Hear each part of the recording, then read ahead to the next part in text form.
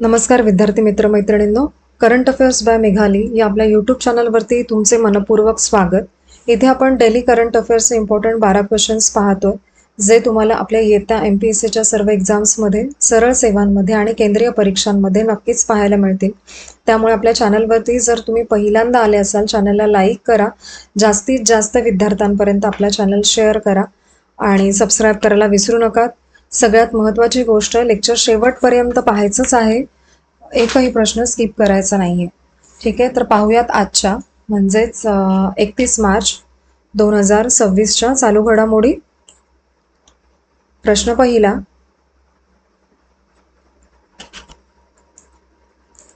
महिला महाराष्ट्र केसरी 2026 किताब कोणी जिंकला आहे? तर याचे योग्य उत्तर आहे पर्याय क्रमांक बी, अमृता पुजारी हिने. या प्रश्नाचे इम्पॉर्टंट पॉइंट्स पहा. अमृता पुजारीने महिला महाराष्ट्र केसरी 2026 किताब जिंकला आहे. वेदिका सासने ही उपविजेती ठरली आहे आणि अंतिम सामना सोलापुरात झाला होता. ही चौथी महिला महाराष्ट्र केसरी महिला स्पर्धा होती, हे लक्षात ठेवा. अमृता पुजारीने अंतिम फेरीमध्ये 7-0 असा विजय मिळवला आणि महाराष्ट्र राज्य कुस्तीगीर संघ आणि निर्जरा फाउंडेशन यांनी या स्पर्धेचं आयोजन केलेलं होतं. विजेता अमृताला चांदीची गदा 51,000 रुपये आणि सिनेट कार बक्षीस स्वरूपात मिळालेली आहे आणि बक्षिसाचं वितरण पालकमंत्री जयकुमार गोरे यांच्या हस्ते झालं. पुढील प्रश्न दुसरा,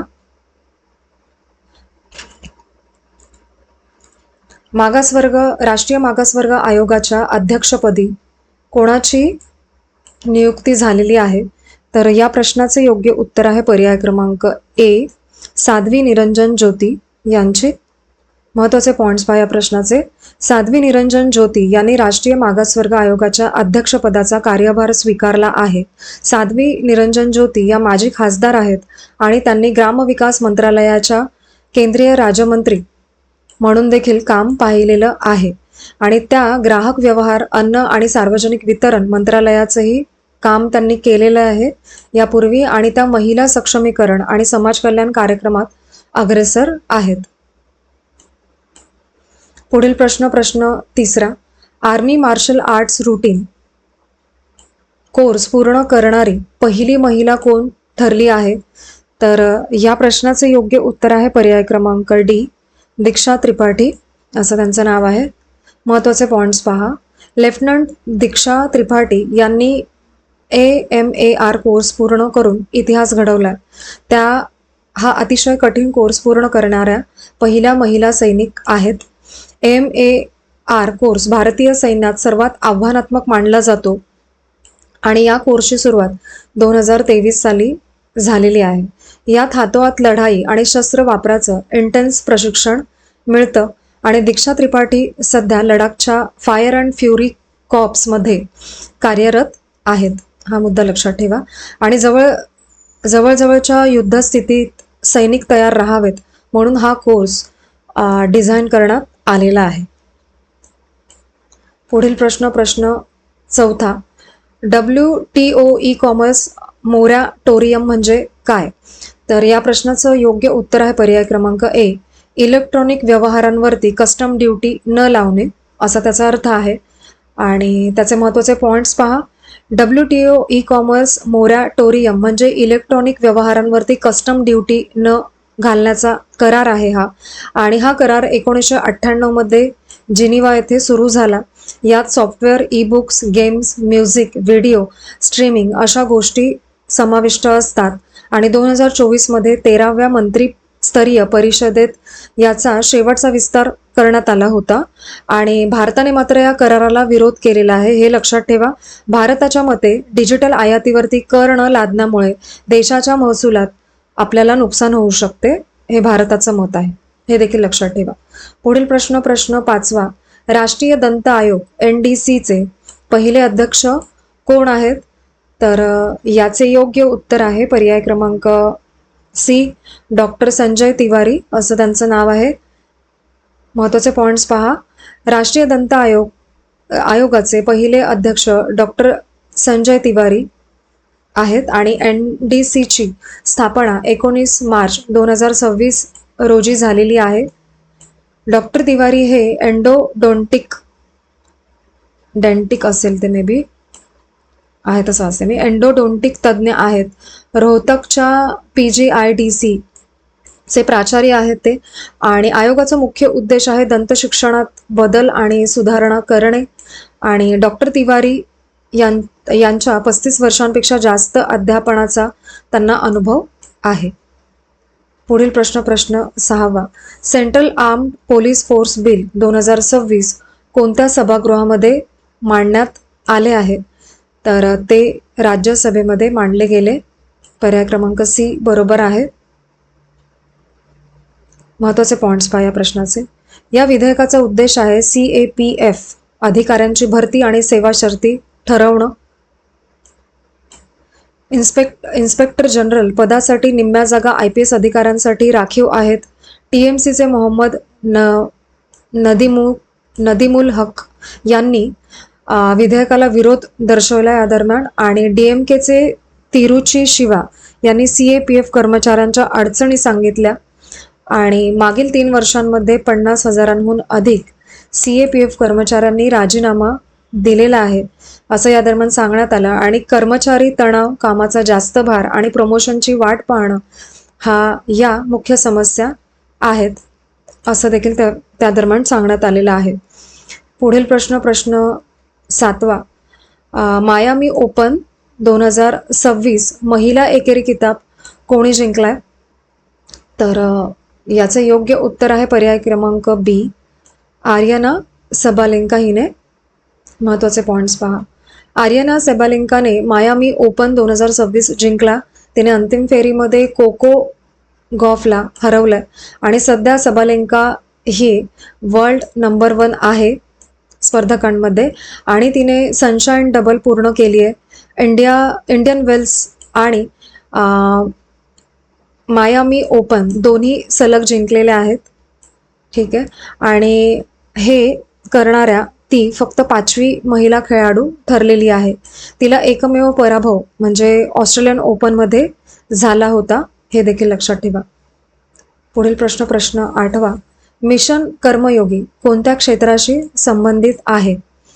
तर याचे योग्य उत्तर आहे पर्याय क्रमांक C नागरी सेवांचा विकास.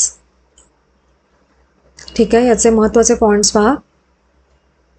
मिशन कर्मयोगी हा भारत सरकारने सुरू केलेला महत्त्वाचा प्रकल्प आहे. याला national programme for civil services capacity building असंही म्हणतात, लक्षात ठेवा. आहे मुख्य उद्देश नागरी सेवांमध्ये सुधारणा करणं. आणि इथे अधिकारी आणि कर्मचाऱ्यांना सतत शिकण्याची आणि कौशल्य वाढवण्याची संधी मिळते. AIच्या मदतीने अधिकाऱ्यांचे काम थेट आणि सलग मोजता येईल. याचा फायदा म्हणजे पारदर्शकता वाढेल आणि डेटा व्यवस्थापन सुधारेल. म्हणजे यामध्ये आता सर्वाधिक AIचा डेटा संकलनासाठी उपयोगही केला जाणार आहे. ठीक आहे, एवढं लक्षात ठेवा. पुढील प्रश्न 9वा.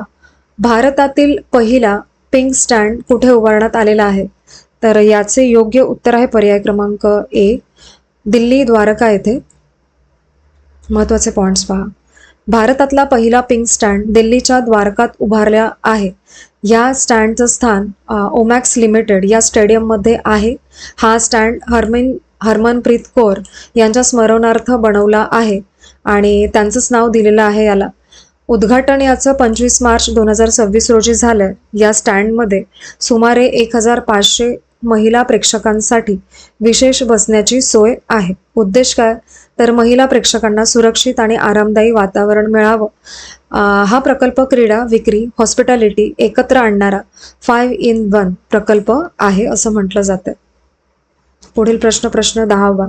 EPFO आणि ESIC योजनांचा विस्तार कोणत्या कामगारांसाठी केला जाणार आहे? तर या प्रश्नाचे योग्य उत्तर आहे पर्याय क्रमांक D असंघटित क्षेत्रातील कामगारांना. तर महत्त्वाचे पॉइंट्स पहा याचे. केंद्र सरकार असंघटित क्षेत्रातील कामगार EPFO आणि ESIC मध्ये आणण्याचा विचारात आहेत. या योजनांमुळे कामगारांना पेन्शन आणि विमा दोन्ही मिळणार आहेत.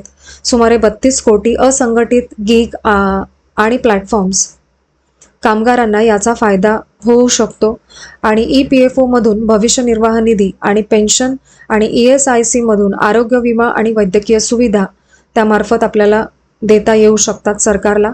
आणि या योजनेमुळे भारताची सामाजिक सुरक्षा व्यवस्था आणखीन बळकट होईल असा मानस आहे सरकारचा. ठीक आहे, पुढील प्रश्न 11वा. ग्रीन कार्ड सिस्टीम कोणत्या राज्यात सुरू करण्यात आला आहे? तर याचे योग्य उत्तर आहे पर्याय क्रमांक बी, उत्तराखंडमध्ये.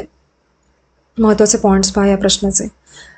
ही सिस्टीम चारधाम यात्रेसाठी लागू करण्यात आलेली आहे. उद्देश काय आहे याचा? तर यात्रेची सुरक्षित आणि सुरळीत व्यवस्था करणे. हा सिस्टीम व्यावसायिक प्रवासी वाहनांसाठी देखील आहे. ग्रीन कार्डद्वारे वाहनांची तांत्रिक तपासणी केली जाते. या उपक्रमाचे उद्घाटन परिवहन मंत्री प्रदीप बत्रा यांनी केली आणि उद्घाटन हरिद्वार जिल्ह्यातील रोशनाबाद येथे झाले. पुढील प्रश्न 12वा आणि आजचा आपला शेवटचा प्रश्न. ऑपरेशन ऊर्जा सुरक्षा याचा मुख्य उद्देश काय आहे?